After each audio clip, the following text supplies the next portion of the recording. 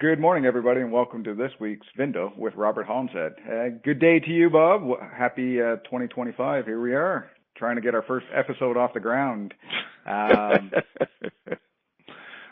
been remiss in my duties, Shawnee. I apologize. It's just been a little nutty this year so far. You know what I mean? I hear you. We're still navigating, both of us are navigating wholesale in our own ways. And we had another wholesaler from the West Coast out in California. He dropped a note, and we thought it was perfect to kind of lead into this year's podcast. And his question was, what are the 10 commandments of automotive wholesale? It's an interesting concept, right? First, we appreciate the respect that actually somebody does occasionally listen to this nonsense. And I have to make an excuse why we haven't done this. We just sold another piece of software that we've been working on for the past 7 years. And we've been involved in it's not negotiation, just finishing the thing up. So a lot of our spare time, along with a couple other pieces of software that we're building that are kind of interesting, along with doing what we normally do for a living. You know, buying and selling a couple cars and guaranteeing the prices on a few 100,000 cars a week. It's been a little bit nutty, and I apologize. It's very nice to know that actually somebody who does listen to this nonsense that we vomit theoretically every week. So with that, Shawnee, when we think about commandments, thou shalt, and so forth, you know, I tried to quickly, this came last night, so this is not going to be necessarily organized, but when you actually, and I'm sorry if this is going to piss people off with the reference of 10 commandments and, you know, we're insulting anybody or anything, that's not our intent, just to keep that clear. But there's a few things that actually, throughout my 54-year career of buying and selling wholesale, right, have, and would be, I think, highlights to things that, once again, you're going to say, well, that's not possible. You can't do that. But I'm just going to make them known, right? So I would say right at the top of the list is thou shalt not spend more than you make. And what that really means is if you make $10, or using that as an example, could be you make 100,000 a week, that's fine. But if you make 10, you live on 1, and you save 9. You follow that? So in other words, no matter what you make, this idea, well, I'll save 10%. No, live on 10%, save 90%. And there's a really good reason for that. And I think it's commandment number 2, right? When you do this methodology, there's all sorts of things that it protects you from. You know, it protects you from deadly partners. Deadly partners are people that lend money. Could be anybody. It could be the traditional things that are picking you off at 15 or 18% when you actually add everything up. I've never borrowed money, and there's a reason for it, because it keeps you a free man. It does not enable dumb activity like letting cars lay around. If you're in the wholesale business, nothing's allowed to lay ever. There are no corners on your location because corners allow you to overlook shit. You can't do that. It's physically impossible to do it. And when you do it, you put the first nail in your coffin. Borrowing money is not allowed to happen. So you're going to say, well, I can't do it any other way. That's good. But if you had to do it, you definitely have to do it with the full and absolute intent of making that note disappear. You follow me? Because it's something that will, when things go bad and you don't get the sting of losing some money because you still got a little more credit line out there hanging around, you're actually self-mutilating, right? In other words, you're killing yourself. So when you make 10, save 9 and live on a 1. That would be rule number 1. Number 2 is related to number 1. Never borrow.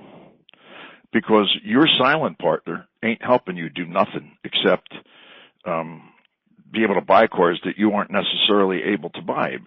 I've seen a lot of people that get a credit line that are really good at what they do when they're using their own money. But when they get somebody else's money, they start getting lazy. They stop working 365, 24 hours a day and being a one-ring pickup. In other words, it ain't for the other guy. It's really for you to make sure that when they give you the respect to put a number of a car and say there's something in that you got to come pick it up, right? You got to be a one-ring pickup, because people who don't answer the phone, what you're really doing is say, don't call me no more. You see what I'm saying to you? And don't call me because I'm at dinner. See, that don't work in wholesale. If these things are, let's say, against your grain, and you got to have respect your time, and I don't care what, then it's good. You got to just not be in wholesale.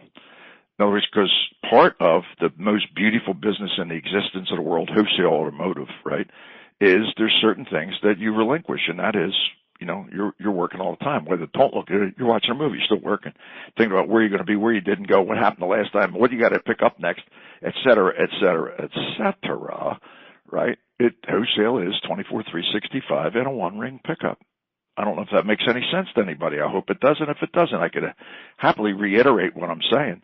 You have to make it easy when somebody gives you the respect of using your expertise / checkbook, right?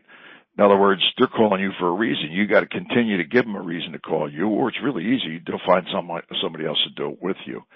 So as one of the commandments is of understanding, it's 24/365. And thou shalt pick up the phone the second it rings, no matter who it is. You see what I'm saying, T-Sean? I would say these are a couple things that say, well, I don't do that. I'm doing fine. This guy's nuts. It's possible, but if you think about it, it's making your own life easier if you happen to follow that commandment, right? Another commandment is thou shalt be consistent, right? Being consistent is something that it also enables people to always think of you as as an alternative to other things, right?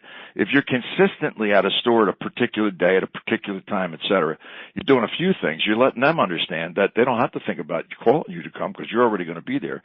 That's number one. But number two, you're reading circumstances, so you can actually understand where the wholesale keys are, where they aren't, and therefore know what's already and what's not. And when something is on the wholesale line that you didn't get offered, you need to figure out what happened. You see, especially if it happens to have tits and it's something you would want to buy, you just to understand the lay of the land. There's a reason for that as well, part of consistency, and that is creating a route. There's only 24 hours a day, right? You got to create a route that turns out to have opportunities that are better than an alternative route. What I mean by that, if you got to go here and it's 54 miles over there, where you're going on the way there and where you're going on the way back to create an efficiency of time can evolve over time if you continue to go and you keep finding out that when you went to the other place, they jerked you off, they sold it to somebody else for 4 cents more. They let the service manager buy a car that you put the number on to make the deal, and then they get a dumb story like, well, you don't really mind. The service manager's great-grandmother wanted this particular car. You see what I'm saying to you? After you made them the deal, right? This then leads to, being able to have control of your temper, not to tell them to go shit in their hat, because this leads to something that I learned a long time ago by an old Jewish guy in Northeast Philadelphia. When he watched me flipping out on somebody, actually smacked the guy because of something that happened, he took me aside after it occurred and said, Bob, you're getting mad at money. You're goy. It's not your fault, but you got to stop and think. You just eliminated the ability to do business with that person, no matter where it's at that dealership, at another dealership, anywhere else, and all his friends know that you're a nut. And when you stop and think about that as a wholesaler, you got to keep Ben Rosen's comment close to your heart. Don't get mad at money. Don't get mad at money. And what he means by that is when you let your emotions overtake your actions, right? What you're doing in that moment of fury, of being an emotional nitwit, right? You now have, for the rest of your time, this is a very small community, this wholesale world, right? Coast to coast is very tiny. And when you actually do stupid things, it can have a lifelong effect where you've eliminated somebody from doing business the rest of your life. And that's dumb. That's getting mad at money.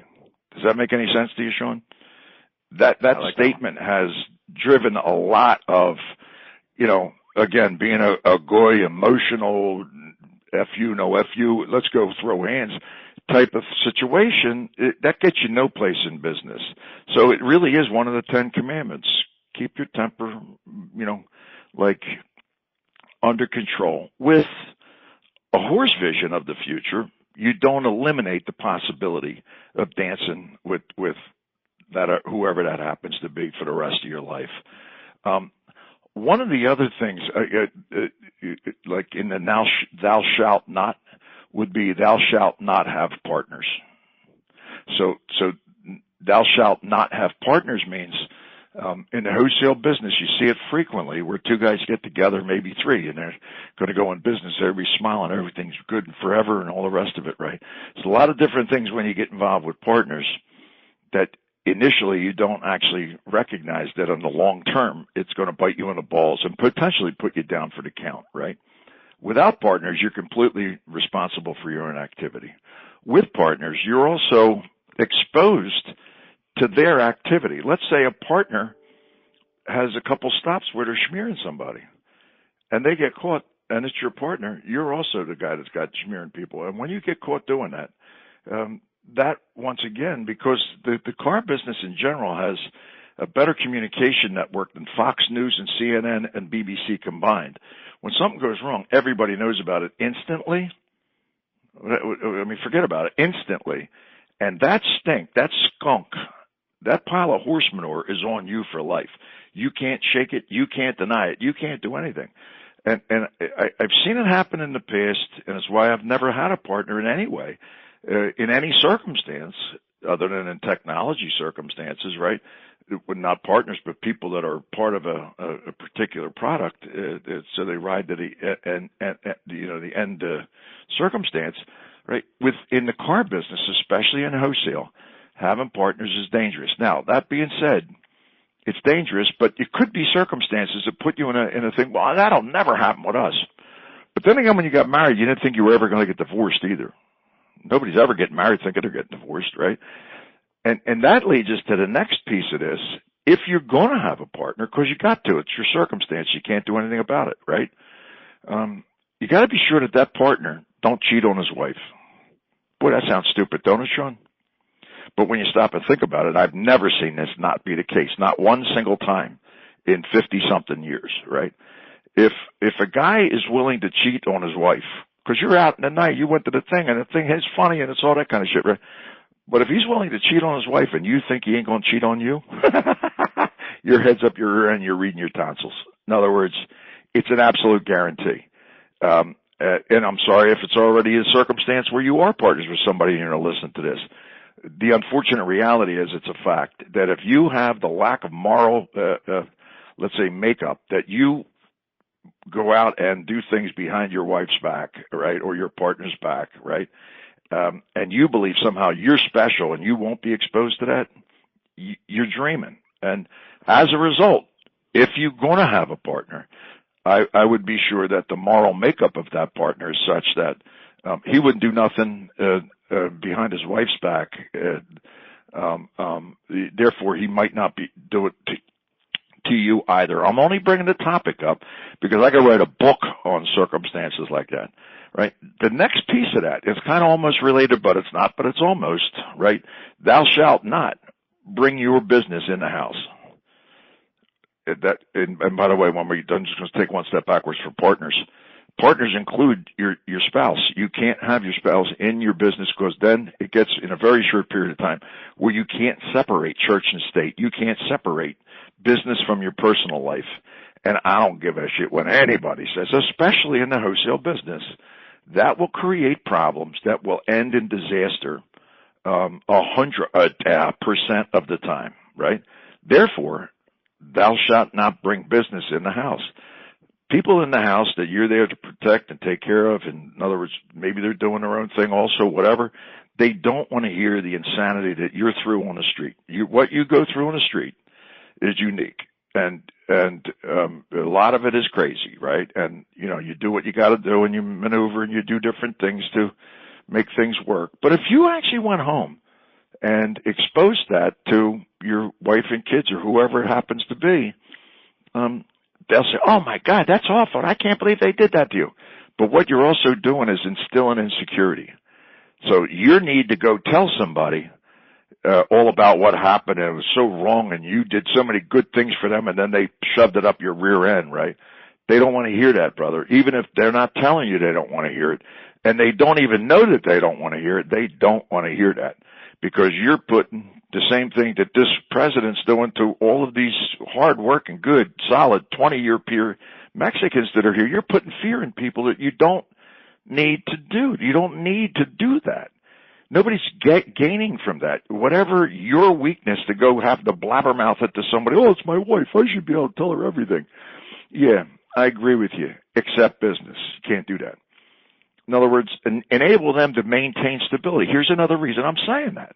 Because when you slam the door in the morning and you go out to kick people's ass, right, if you don't have stability in the house, you might as well stay home or do something else. Because your brain ain't working right, you can't count cars right, you ain't able to do things that the skill set that we do is very unique. I've said it before, I believe we should have awards sent out to people that are triple, quadruple doctorates in brain surgery. The only thing is our brain surgery is what we do to hustle the street. You follow me? And we don't get any awards. We don't get any kind of accolades. And who cares about that? Because you can't spend an accolade. I understand that. But the lack of respect that we get, it becomes very frustrating.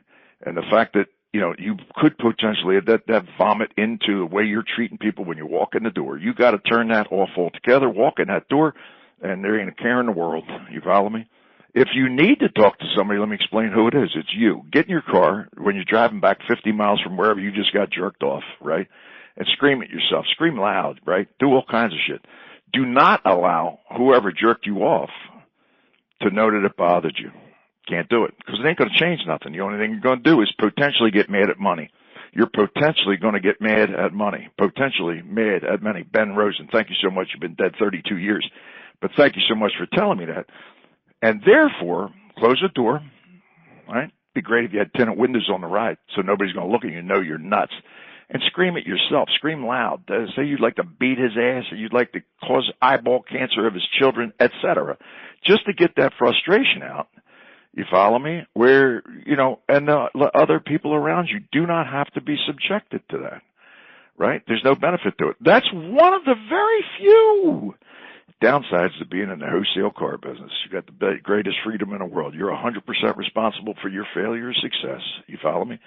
And nobody is ever going to be your boss, right? So you stop and think about it. There's a few things inside of that. And it satisfies the gambler degenerate in your ass. You do not have to ever go to a casino because a casino is very similar to a kindergarten pit compared to wholesale. Kindergartens, little preschool. Preschoolers go to gambling places because they don't understand what it's like to gamble $27 million on an auction block for an afternoon. That's real gambling, brother. The only difference is you got the ability to pull back the dice. So in other words, you can say, of course you never would, no sale. And therefore, you don't have to take the full loss, but you satisfied the gambler degenerate that is 100% necessary to be in the wholesale car business and be successful. The other piece of that, Johnny, is if you are that gambler degenerate that also is extraordinarily competitive, losing is not an option, right? You don't need to go golfing or fishing. Because golfing, you are fishing every day. You're fishing with a checkbook. Your bait is really available to any kind of fish that's passing by. Big ones, small ones, right? It's like you're fishing, Daddy-O. You're coming home with fish. There won't be a day that you don't come home with fish, right? Just depends if it's the ones you're looking for. That leads us to the next commandment. You follow me, Sean? Thou shalt not fish in sewer creeks. And what do I mean by that? Well, it's a very clear commandment. If you're looking to catch salamanders or trout, what kind of water does salamanders live in, Shawnee? Nice and clear. Nice, clear, cold running water and they're underneath the rock, right? And what kind of water does trout run in, Sean? Sewer creeks or cold mountain water green? They don't, do they? Right? So that obviously is an oversimplification. Of course it's not. But it is, because not everybody's looking to catch trout or salamanders. You might be looking to catch trash cans, because your market happens to be dedicated to trash cans. Nothing wrong with that whatsoever. There's definitely nothing wrong with that. But once you identify what your target market is and what you need to feed 54 times a day is choosing where you're going fishing. You ain't never going to catch a trout in a sore creek. And therefore, if you're aiming to buy creamers or Highline or things, Highline good, not Highline 15 owner type things. 54 Carfaxes, a downdraft exhaust with things built on the thing. Not that, right? But something good. You got to fish in places where you have a potential not to waste your time and come home with what you're aiming at. This is something that everybody's, oh, who wouldn't know that, Bob? You're an asshole. I'm not listening to this no more. And that's your option. I was asked to give the 10 Commandments. I'm giving them from my perspective. That, in other words, making sure that you're aiming someplace where you could have the potential of success. That then leads us to reshuffling auction cars. I'm sorry to say this to an auction owner since you're on the phone showing people, but it's highly unlikely that you're going to have any success if you're in the wholesale business of reshuffling auction cars. If you're an end user at an auction and you're going to fill your lot with cars that your intent is retail. Retail and wholesale have utterly nothing to do with one another. 23 people just got the chills because, oh, Bob don't know what he's talking about. I wholesale and I retail and I do it successfully. You might, but in my estimation, you don't. Only because, from experience, right, you can't commingle wholesale and retail. And there's one main reason. Oh, fuck you, Bob, I can't. And I got it. I understand your point, right? But you can't. And here's why. If you're going to scale your wholesale business and you think somehow that you're going to be in a market of the retail business and then sell to the best end user in a wholesale business and don't think there's a conflict there, you haven't thought it through or you haven't experienced it. I find that when you are 100% wholesale, there's never going to be somebody that says that you're their competitor. You follow that? Never can happen because it's not true. I wouldn't retail if my mother was dying and had to get a car and buy a car for me today and drive it across the street and back. I couldn't do it because theoretically you are exposing yourself and your reputation to something that would be seen, rightly so, as being competitive to who you're trying to sell cars to. Well, Carvana does it. Yeah, I know. But you ain't Carvana. And your reputation is pretty much based in a regional, even if it's a regional region, as opposed to a small region, right? It's kind of like, kind of stamped in where, and it could be regional where you have different regions. It's possible. There's a few examples of that, right? But the truth is, your reputation is kind of based on everybody knowing your business. That goes back to Fox CNN. Everybody knows everybody's business in this business. I don't give a shit what anybody says. Everybody knows everybody else's business. That then leads us to the next commandment. Thou shalt not be a stupid-ass gossip. Okay. If you see other people doing dumb shit, it ain't none of your business except keep it in your head. So you're putting together circumstances of who, what, where, when, how, why, how often, and how come, why not, how long they've been around, what their modus operandi is, but never, ever let anything come past your teeth, right? From verbiage, it's got to stay inside your brain. When you're doing that, you're just like a sponge, constantly understanding everything all the time, eyes wide open, just like a drug dealer, like a good drug dealer that owns 2 or 3 or 5 or 10 corners in North Philadelphia. They never getting caught. They can't get caught because they got their brain on tight where they can see everything that's going on around them all the time, right? So they know how to act when the wind blows one direction or another. In our business, I ain't saying it's the drug business, but I'm saying there's a lot of similarities in terms of, what you need to know and how you actually use your knowledge to come to conclusions that enable you to be more efficient than the next entity. Does that make any sense to you, Sean? Again, it's not trying to be anything other than, I would say, taking the circumstances to a point where it enables you to modify your behavior to have the most efficient outcome. Here's another one, Sean. Thou shalt not smear. Right? I don't know what commandment we're on at the moment, but that thou shalt not smear, in other words, pay somebody off, is an absolute. That's kind of like thou shalt not kill, right? Because when you actually enable yourself to get to a point where you're able to smear somebody to do something, at that moment, you may have created a transaction. But when that person, and he will get caught, when he gets caught, and I've seen this through the decades, how this is an absolute, right? When that person gets caught, whoever was around that person, the rub-off effect of that will not allow the stink to get on you. That's what I'm saying. Aware of your circumstances. You follow me? So knowing who's doing what and how they're doing it and so forth, to not be in the room or anywhere close to the room when that happens, because that will rub off on you, and that will also eliminate you from doing business there or any of their sisters or any of their 20 group stores. You see what I'm saying? Because that reputation does not come off. It's worse than skunk stink. It's worse than stink bug stink. You can't get it off. You see what I'm saying to you? It's really kind of like a really important thing. And you could say, oh, everybody smears, everybody does it. Maybe they do, maybe they don't. Just don't let it be you.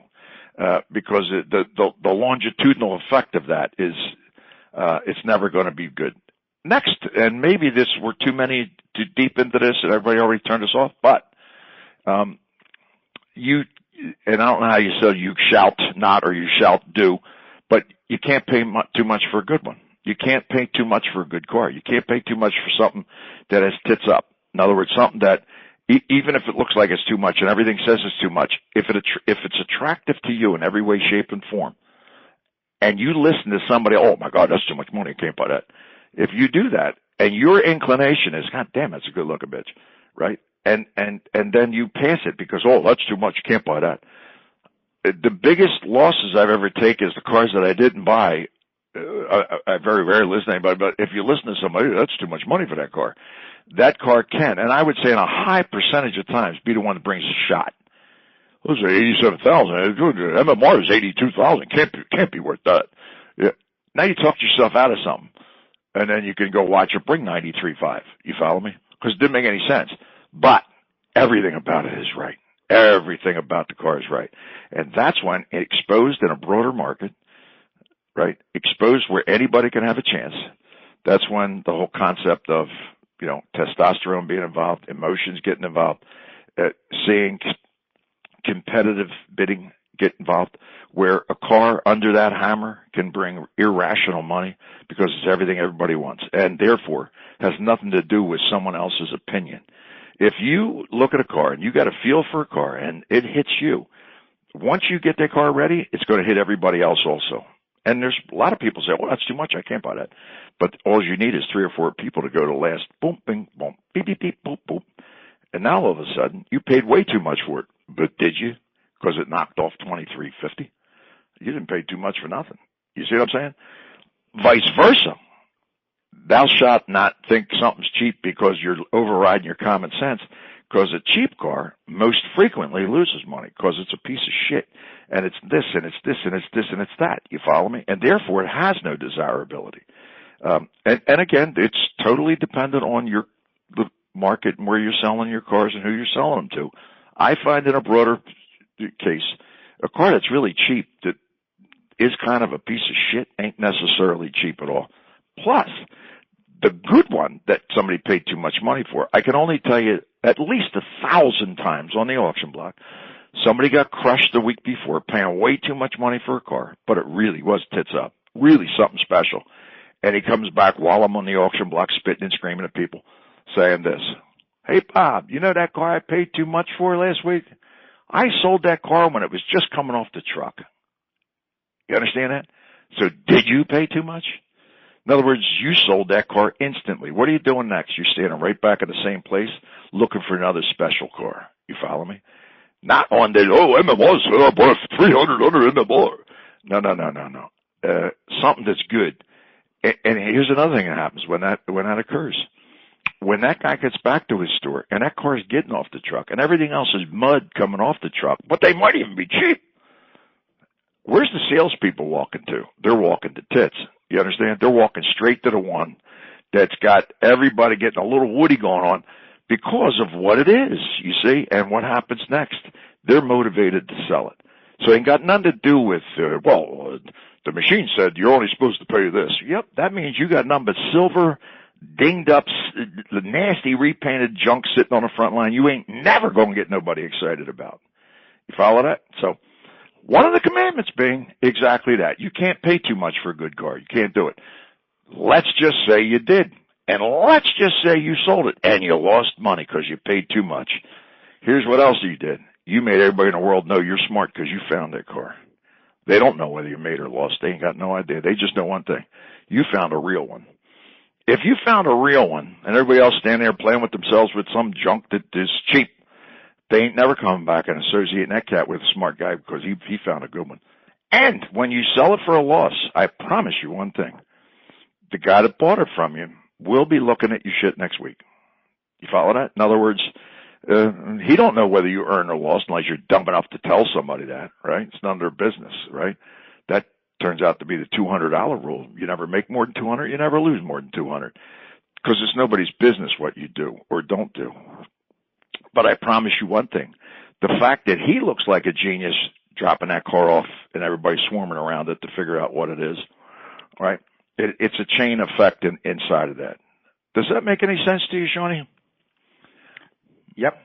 Just to let you know, we're up to 19 commandments. So you got more? 19, but we have another 34. So I'm happy. I'm happy to do another session in the future. But if that's enough for you, we can quit for today, Sean. And I'll leave this up so we can dig into another little round of it. And if nobody is interested and you don't see anybody looking, then we'll quit it, Shawnee. It's not a problem. I was only giving this kid a little bit of respect that we're coming back and giving him a answer to his question about, and we didn't even answer half of his question because there was a few other little interesting tidbits, about what we learned over time and, what you would say to your younger self if you were going to go in the wholesale business. We can touch that for next time, Shawnee. Love it. I think we're going to touch some more commandments for next week. See you, Doctor. Yes, sir. Thank you. Appreciate it.